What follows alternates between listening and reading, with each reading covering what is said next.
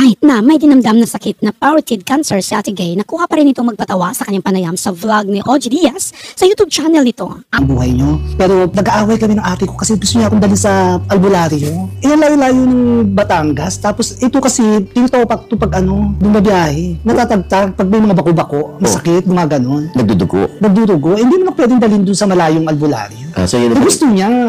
Siyempre meron naman mga doktor naman na nag-aasikas. Gusto nila, baka kinukulam daw, binabarang.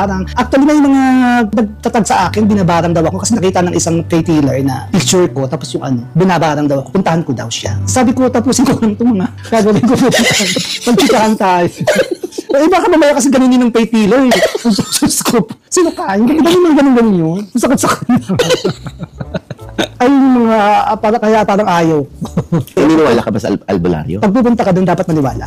Dapat kung hindi ka naman pupunta, wag ka muna maniwala. Pero pag pupunta ako doon, syempre maniniwala ako para gumaling ako. So ba't hindi mo siya binigyan ng chance? Kasi may malayo sabi ko malapit lang, may albularyo malapit.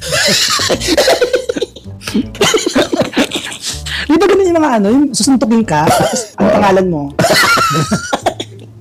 Kasi nasubukan ko na. Oo, nasubukan ko na kasi pumunta sa mga ganyan. Tapos pipikit ka, tapos tatanungin ka, lalaki ka babae? Natulas, nasagot mo ba?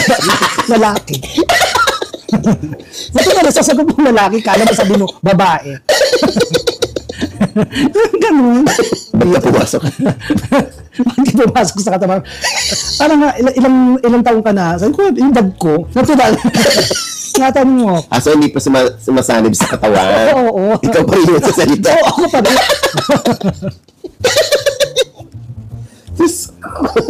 Sorry po sa pinuntahan ng albularyo, pero napakabait ng pinagdarasal nila. Kaya yung sa akin ko, nag-aaway kayo, pupunta tayo doon, baka ampasin ito